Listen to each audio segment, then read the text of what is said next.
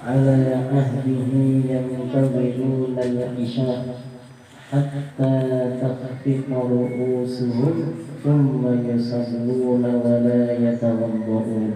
أخرجه أبو داود وصححه الدارقطني وأصله في Muslim. Dari sahabat Anas radhiyallahu anhu bahwasanya Rasulullah sallallahu alaihi wasallam, sahabat-sahabat Rasulullah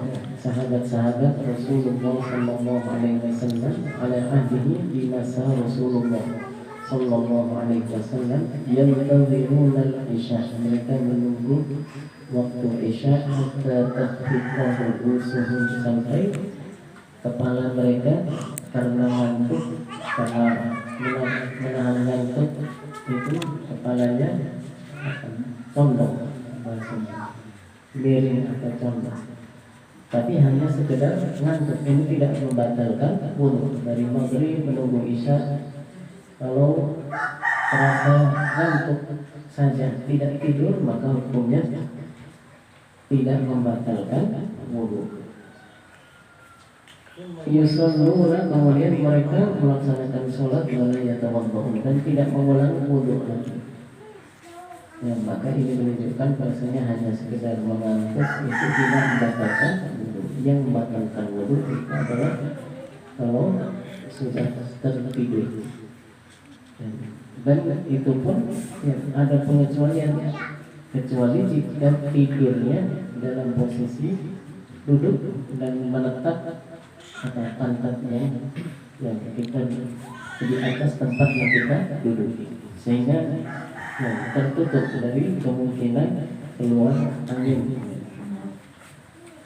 Wa an Aisyah radhiyallahu anha annaha qalat ja'at Fatimah bintu Abi Hubaysh ila Nabi sallallahu alaihi wasallam. Datang Fatimah bintu Abi Hubaysh kepada Nabi sallallahu alaihi wasallam. Faqalat ya Rasulullah, berkata Fatimah, wahai Rasulullah, inni imra'atun mustahadah, saya perempuan yang sedang mengalami istihadah. Istihadah itu adalah keluar darah tapi melebihi batas maksimal haid. Batas maksimal haid berapa? 15 hari. Kalau keluar darah masih keluar darah setelah 15 hari itu berarti itu bukan darah haid tapi darah istihadah. Maka dalam hadis ini disebutkan fala athur, saya Fatimah bintu Hubaysh ini, bintu Abi Hubaysh ini mengatakan selama ini dia tidak bersuci karena keluar darah. Apa ada sholat? Apakah saya boleh meninggalkan sholat atau tidak boleh melaksanakan sholat seperti haid? Kalau haid kan memang tidak boleh sholat. Ya. Maka dalam keadaan yang seperti ini keluar darah terus, ya, keluar darah terus menerus, tapi di luar haid, apakah sama hukumnya seperti haid? Qala la, Nabi sallallahu alaihi wasallam berkata tidak meninggalkan sholat, tapi tetap wajib sholat bagi perempuan yang istihadah. Innama dzalika irqun wa laysa bihaidin, karena itu hanya darah. Ya, kalau bahasa ini gampangnya darah penyakit. Wa laysa bihaidin, bukan darah haid. Kalau darah haid itu kan darah sehat, memang keluar dari dasar, bagian dasar, bagian bawah dari rahim perempuan setiap bulannya secara normal, secara tabiat. Secara tabiat perempuan memang diciptakan oleh Allah seperti itu, keluar darah di setiap bulannya, dan itu dalam kondisi sehat, bukan dalam keadaan sakit. Maka kalau ada istihadah tadi tetap sholat kata Rasulullah. Bagaimana caranya? Seperti bersuci dan sholatnya orang yang mengalami penyakit salas. Nah, salas itu kalau kencing terus keluar, maka wudunya disebut wudu doruri, wudu dorura. Di setiap waktu sholat wudhu, meskipun belum batal dari maghrib wudhu, isya belum batal tetap wudhu lagi karena ini namanya wudhu dono, tidak seperti wudhu yang kita lakukan biasa. Seperti ya hukumnya seperti orang tayamum.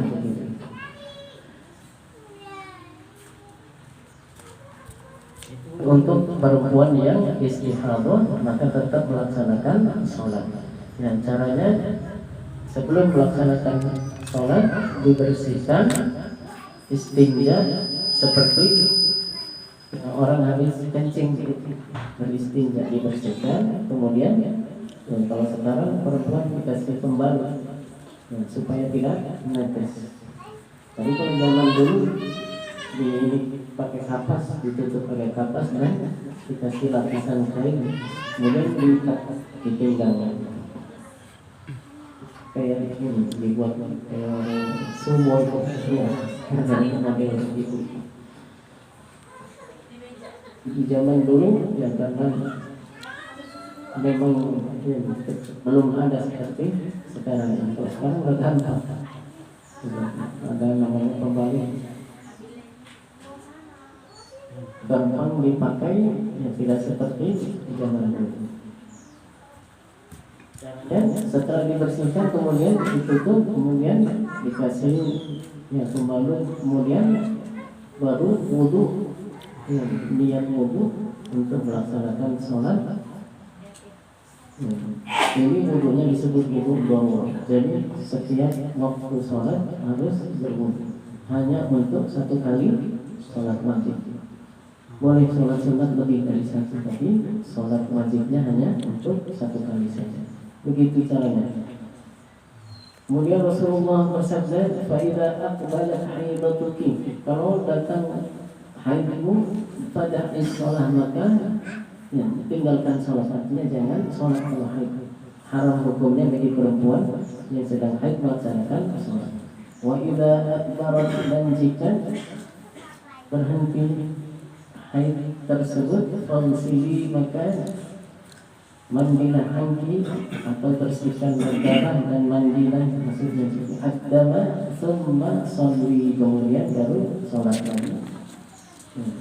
Pada saat perempuan haid hukumnya haram untuk melaksanakan sholat. Muttafaqun alaihi. Walil Bukhari tsumma tawadda'i li kulli sholatin.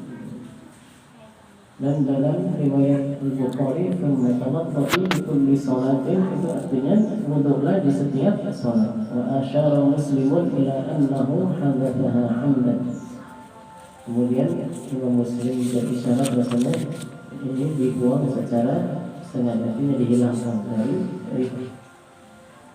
Wa an Ali bin Abi Thalib radhiyallahu anhu annahu qala kuntu rajulan madda'an fa amartu al-Miqdad an yas'ala an-nabiy sallallahu alaihi wasallam. Dari sahabat Ali bin Abi Thalib radhiyallahu anhu bahwasanya beliau berkata, aku dulu orang yang madda, yaitu keluar madi terus menerus. Seperti salis, itu salis, ada salis gaul, salis kencing, ada salis madi, keluar madi. Fa'amatul Miqdad, kemudian aku karena malu bertanya kepada Rasulullah, aku suruh Miqdad bertanya, Miqdad Ibnul Aswad suruh bertanya, karena nanti Sayyidina Ali kan menantunya Nabi, maka beliau malu bertanya kepada Nabi, disuruhlah Miqdad. Begini caranya orang yang ingin mengetahui hukum, benar-benar belajar ilmu, ingin menuntut ilmu, ingin tahu hukum. Seandainya dia sendiri tidak bisa, maka ya, meminta orang lain untuk menanyakannya. Ya, dan ini adalah sudah ya, menjadi kebiasaan para penuntut ilmu, orang yang senantiasa perhatian terhadap hukum agama dan ilmu agama. Ya, hal yang seperti ini tidak merupakan suatu hal yang aib atau membuat orang itu menjadi apa rendah. Namanya orang bertanya karena tidak tahu. Sekarang kan apa? Mentang-mentang sudah gelarnya profesor, doktor, bisa lain sama mahasiswa nggak mau. Katanya mahasiswanya masih baru, yang belum banyak makan garam, masih baru. Baru anak kemarin belum tahu apa-apa. Ya, banyak sekarang orang begitu. Ini Sayyidina Ali bin Abi Thalib bertanya, meskipun beliau sendiri tidak bertanya, tapi beliau yang minta kepada Mikdad untuk menanyakannya kepada Rasulullah SAW. Jangan malu-malu jika kita tidak tahu. Kata pepatah, akan malu bertanya sesat di jalan. Ya begitu. Meskipun pakai Google Map tetap ada yang masih tersesat. Ya, sering ada yang tanya kalau pakai Google Map mentok ternyata di portal ya. Google Map diikuti. Kalau nggak tahu tanya aja orang itu. Kasih tahu.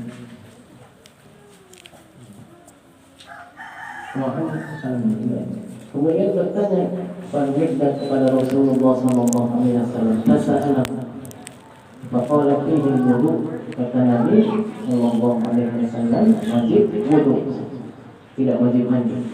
Yang wajib mandi kalau keluar mandi. Kalau cuma keluar mandi maka wajib wudu. Muttafaqun alaihi wa lafdzul Bukhari. Jadi yang keluar dari kemaluan itu bisa jadi mani atau mandi atau wadi atau air kencing. Ini yang normal ini. Tapi kalau nggak normal kan keluar apa? Darah karena sakit. Kecuali yang haid tadi untuk perempuan. Kalau haid darah yang keluar saat kondisi sehat dan normal. Kalau mandi itu keluarnya di awal muncul rasa syahwat, itu keluar mandi. Bening, tidak berwarna putih. Kalau mani keluar pada saat puncaknya rasa syahwat, warnanya putih. Adapun kalau wadi warnanya putih juga, tapi keluarnya biasanya jika seorang mengangkat barang yang sangat berat atau karena capean kelelahan, maka itu yang keluar adalah wadi. Ya, maka kalau perempuan suka ada namanya keputihan.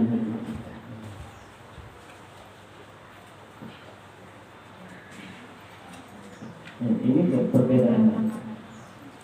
Kecuali mani saja itu yang mewajibkan mandi, yang lain mewajibkan wudu saja.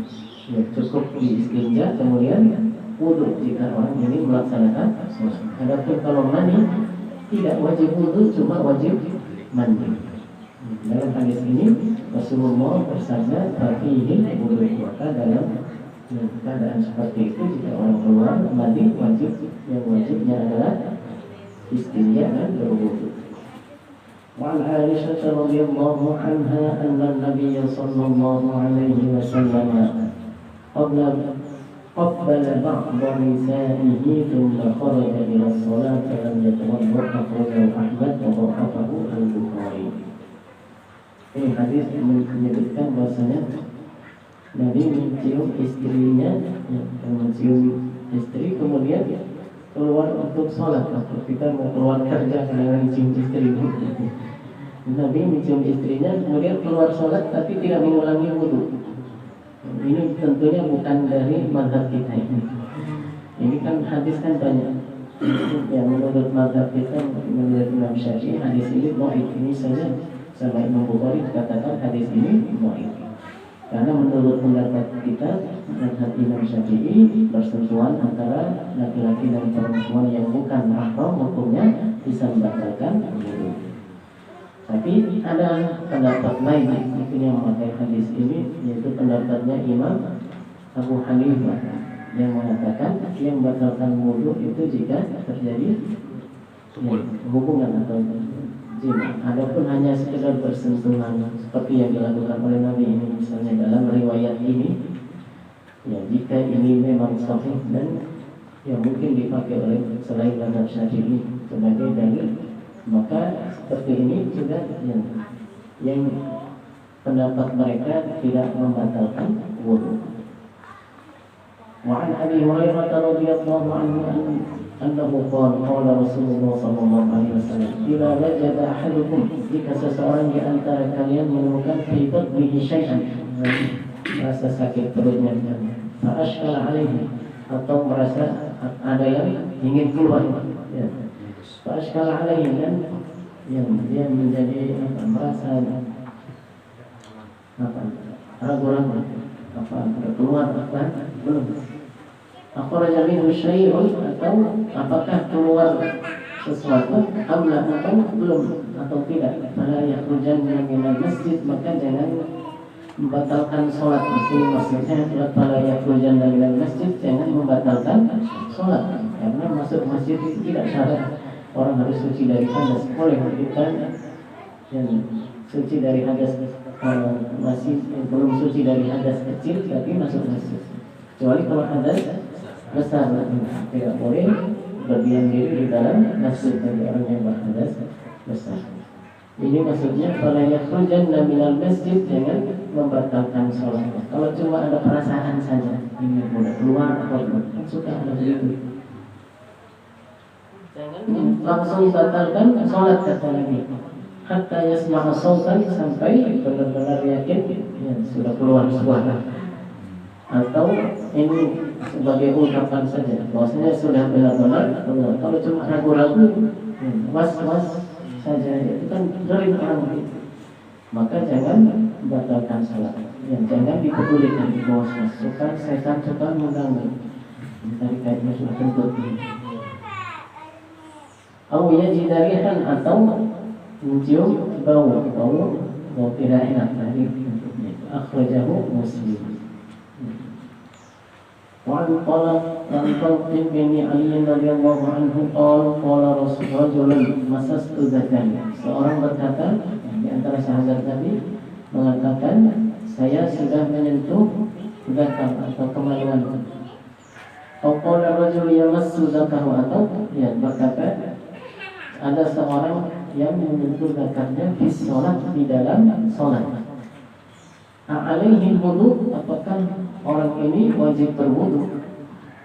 Dalam hadis ini disebutkan qala Nabi sallallahu alaihi wasallam, inna huwa bat'atun minka, tidak, karena itu adalah anggota bagian dari badan. Akhrajahu khamsah. Ini menurut tentunya bukan mazhab kita, dan Imam Syafi'i mendhaifkan hadis ini, maka tidak dipakai karena ada hadis lain yang lebih kuat. Wa sahahahu Ibnu Hibban wa qala Ibnu Madini wa ahsan min hadits Usama. Tapi menurut Imam Syafi'i hadis yang berikutnya yang dipakai. Wa an Busrata bin Safwan radhiyallahu anha anna Rasulullah sallallahu alaihi wasallam qala man massa dzakarahu falyatawadda. Ini hadis yang kita pakai. Kalau orang menyentuh zakarnya, kemaluannya laki-laki, yaitu batal zakarnya. Kalau perempuan, yaitu apa yang tertutup saat berdiri, itu kan semua bagian yang itu disebut sebagai farj, kemaluan perempuan, maka itu adalah jika disentuh bisa membatalkan wudu. Qala al-Bukhari akhrajahu khamsah wa sahahahu at-Tirmidzi wa Ibnu Hibban wa qala al-Bukhari wa as-sahhu syai'in fi hadzal bab. Wa an Aisyah radhiyallahu anha anna Rasulullah sallallahu alaihi wasallam qala man asabahu qay'un aw du'afun aw qalasan aw madyan falyansarif falyatawadda thumma yabni ala salatihi wa huwa fi dhalika la yatakallam. Akhrajahu Ibnu Majah wa rawahu Ahmad wa ghayruhu. Tentunya juga bukan dalam mazhab kita, yang bisa jadi hadis ini hadis yang menurut Imam Syafi'i tidak disebutkan sini, tapi menurut Imam Ahmad ini dhaif. Ya, katanya kalau orang muntah di tengah sholat atau mimisan atau apa sendawa, apa sendawa kalau makanan ini kemudian keluar antuk. Kalau orang antuk kemudian keluar madi atau keluar madi, maka hendaknya dia membatalkan sholat karena sudah batal wudunya, maka mengulangi wudunya. Tapi kalau dalam mazhab kita hanya madi ini yang. Adapun kalau orang cuma muntah, maka tidak batal wudu. Tapi batal sholatnya kemudian apa, berkumur, dibersihkan mulutnya, baru kemudian sholat lagi. Tidak harus mengulangi wudu karena tidak membatalkan wudu. Atau orang mimisan, nggak sampai batal wudu, cuma dibersihkan, ya, sholatnya batal, kemudian dibersihkan, kemudian apa? Sholat. Ada sering begitu orang di tempat saya, kalau subuh itu selalu ribut, ya bawa sorban, kalau enggak berpising, karena kalau enggak lagi ini cuacanya dingin atau apa, takutnya pas sujud itu keluar lagi. Tapi kalau keluarnya cuma sedikit, karena itu darah, termasuk darah luka, tidak sampai membatalkan sholatnya. Makanya hadis tadi dibawakan oleh Imam. Seandainya keluarnya sedikit, bahkan sendawa atau atuk itu, kalau tidak sampai melewati tengah tenggorokan, masuk lagi itu tidak membatalkan sholat. Atau mimisan hanya sedikit kemudian dia memang kebiasaan seperti itu, maka dimaafkan karena itu termasuk darah luka. Maka kalau ditahan pakai tisu atau pakai sorban, dan itu tidak membatalkan sholat. وعن جابر بن سمرة رضي الله عنه أن رجلا سأل النبي صلى الله عليه وسلم أتوضأ من لحوم الغنم؟ قال إن شئت. قال أتوضأ من لحوم الإبل؟ نعم. أخرجه مسلم. Ini juga hadis yang sudah nasakh hukumnya. Dulu setelah makan daging, katanya apakah saya wudu setelah makan daging kambing? Kata Nabi, kalau kamu mau wudu lagi. Apakah saya wudu setelah makan daging onta? Kata Rasulullah, iya, wudu. Tapi ini hukumnya sudah tidak berlaku lagi. Yang berlaku hukumnya kalau orang hanya sekedar makan, meskipun yang dimakan adalah daging, tidak ada kewajiban untuk berwudu lagi. Karena itu tidak membatalkan. Ini kan cuma diriwayatkan saja dalam kitab ini oleh Ibnu Hajar.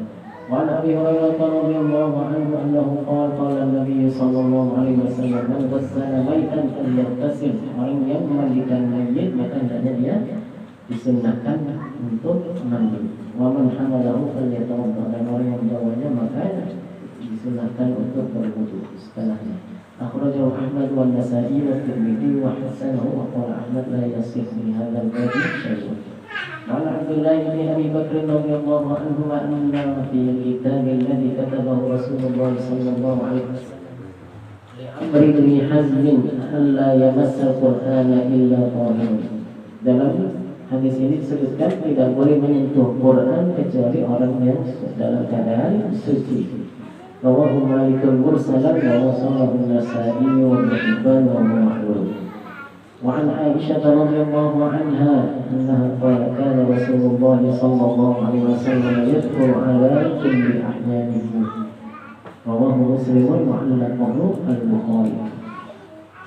Rasulullah sallallahu alaihi wasallam banyak berzikir di setiap keadaan beliau. وعن أنس بن مالك رضي الله عنه أن النبي صلى الله عليه وسلم احتجم. Suatu ketika Rasulullah melakukan bekam, ihtajam, wasallah. Kemudian setelah bekam, salat. Walam yatawadda dan tidak berwudu, tidak mengulangi wudu, karena hanya sekedar bekam tidak membatalkan wudu. Akhrajahu Ad-Darqutni wa Laythanahu. Wa an Muawiyah annahu qala قال رسول الله صلى الله عليه وسلم العين وكاء السهي فإذا نامت العينان استخلف الوكاء. Mata itu ibarat penutup penutup botol kayak penutup botol. Kalau botolnya dibuka, maka keluar misalnya bau minyak wangi, misalnya dibuka, maka akan keluar dan keluar bau dari minyak tersebut keluar. Kalau tertutup kan ya, tidak keluar. Maka mata itu diibaratkan penutup botol. Selama mata ini terjaga, tidak tidur, maka ya, tidak dikhawatirkan keluar angin ya, karena bisa ditahan kalau orangnya tidak tidur atau sadar.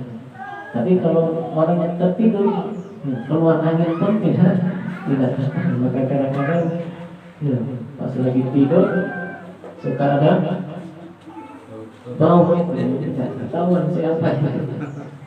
3 orang misalnya, satu belum tidur, yang 2 udah tidur. Rawahu Ahmad wa Tabarani wa zada wa man nama falyatawaddah. Dan dalam hadis lain, riwayat lain ditambahi ada tambahan man nama, orang yang tertidur falyatawaddah, hendaknya berwudu. Baik tidurnya itu ringan. Tidur ringan maksudnya cuma sebentar, kadang-kadang suka ada tidurnya cuma semenit kemudian bangun. Atau tidur yang berat yang lama gitu. Maka dua-duanya sama-sama membatalkan wudu selama tidurnya itu adalah tidak dengan posisi duduk yang melekat, pantatnya di atas tempat duduk. Wa hadhihi ziyadatu fi hadzal hadits inda Abi Dawud min hadits Ali duna qawlihi istaqbal bika wa fi kilal isnadaini mu'tad. Wa li Abi Dawud aidan an Ibn Abbas radhiyallahu anhuma marfu'an innamal wudu'u ala man nama muttaji'an wa fi isnadi mu'tad aidan. Wajib berwudu bagi orang yang tidurnya berbaring. Muttaji' artinya tidur berbaring atau tidur. Wa Ibn Abbas radhiyallahu anhuma anna Rasulullah sallallahu alaihi wasallam qala ya'ti ahadakum asy-syaitan. Kadang-kadang syaitan itu datang kepada seorang di antara kalian, kata Rasulullah. Di salatihi, di tengah-tengah salat, syaitan datang was-was, membisikkan dalam hati. Itu kerjaan syaitan. Fayanfukhu fi maq'adatihi, meniup di tempat apa, di bagian ini, bagian dadanya kita gunakan untuk duduk, itu syaitan. Fayuqayyal ilaihi, kemudian dia membisikkan atau menipu seakan-akan ini sudah keluar angin. Karena ahdas, maksudnya dia sudah berhadas. Walau disebabkan hakikatnya sebenarnya belum berhadas. Fa idza wajada dzalika fala yansarif. Kalau seperti itu maka jangan batalkan salat, karena ini bukan sebenarnya berhadas. Hatta yasma'a sautan aw yajida rihan, sampai benar-benar keluar angin atau sudah tercium bau, keluar suara atau sudah tercium. Wa asluhu fi sahihaini min hadits Abdullah bin Zaid wa li Muslimin an Abi Hurairah radhiyallahu anhu wa nahnu wa lil Hakim an Abi Sa'id radhiyallahu anhu marfu'an idza ja'a ahadakum asy-syaitan faqala innaka ahdathta falyaqul kadzabta. Jika setan bisikkan kepada kita, membuat was-was, mengganggu kita tengah-tengah salat, bahwasanya kamu ini sudah berhadas, maka apa yang kita katakan? Kadzabta, kamu berbohong wahai setan. Wa akhrajahu Ibnu Hibban bi lafzi falyaqul fi nafsihi. Ini adalah bab tentang hal-hal yang bisa membatalkan wudu. Tadi disebutkan apa saja. Yang pertama adalah apa? Keluarnya sesuatu dari kemaluan kewajaran ini. Tadi diceritakan Nabi. Adapun yang lain pun dia itu sama. Dan tidak hanya jalan depan, tapi jalan belakang juga.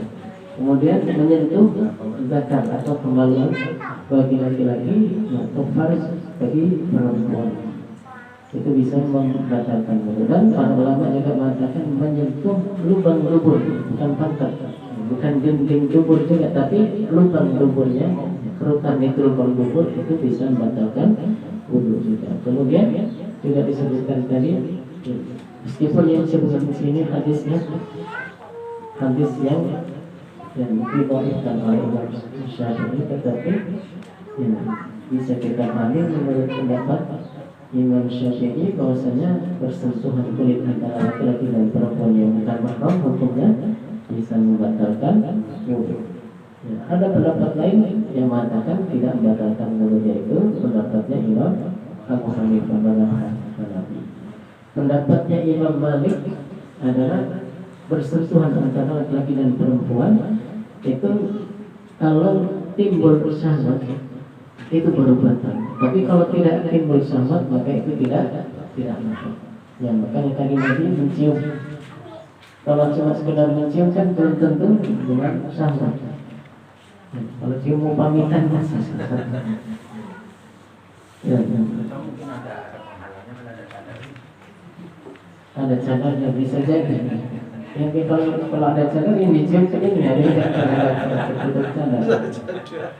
Apa ini bedanya? Artinya cium yang seperti itu kan nggak ada syahwat. Makanya Imam Malik di sini pendapatnya bersentuhan itu kalau muncul syahwat baru batal. Tapi kalau tidak muncul syahwat tidak batal. Kalau Imam Abu Hanifah bersentuhan tidak batal karena baik syahwat atau tanpa syahwat tetap tidak batal. Yang batalkan jika terjadi hubungan jiwa. Ustaz, mau nanya, itu kalau kita pakai mazhab Imam Syafi'i wudunya ya, terus secara tidak sengaja kita menyentuh istri antara kulit dengan kulit, terus keyakinan saya umpama saya nggak pengen wudu, saya mau ambil pendapatnya Imam Malik aja, mau wudu gimana ya? Bisa kalau udah belajar. Ya, boleh. Itu namanya talfik. Boleh nggak wudu lagi? Boleh. Kalau kita nggak ini, ya boleh. Artinya kan kita udah pernah dengar ada yang membolehkan, kemudian dicampur dua mazhab dalam satu ibadah seperti itu, hukumnya namanya talfik. Hukumnya dibolehkan. Boleh menurut sebagian ulama dibolehkan seperti itu. Kemudian yang terakhir adalah tidur. Kalau dalam mazhab kita tidur ringan atau tidur yang berat sama-sama membatalkan wudu. Tapi kalau dalam mazhab lain ada yang berpendapat kalau tidurnya cuma ringan saja, semenit 5 menit itu tidak batal wudu. Tapi tidur yang molor yang sampai kalau bahasa kita keblok. Ya cuma keblok saja. Tidur yang kira-kira sudah benar-benar tertidur pulas itu yang lama itu baru yang batalkan wudu. Makanya kadang-kadang ada orang yang ketiduran sebentar kemudian nggak wudu, itu berarti pakai mazhab lain bukan dengan Imam Syafi'i. Ini di antara hal-hal yang membatalkan wudu. Semoga bisa berfaedah bagi kita semuanya, menambah ilmu kita semua. Amin ya rabbal alamin. Insyaallah sampai sekian saja sesi pertanyaan dari malam ini. Alhamdulillah kajian kita telah selesai, maka silakan ada yang ingin menanyakan sesuatu yang terkait dengan pelajaran tadi, yang terkait dengan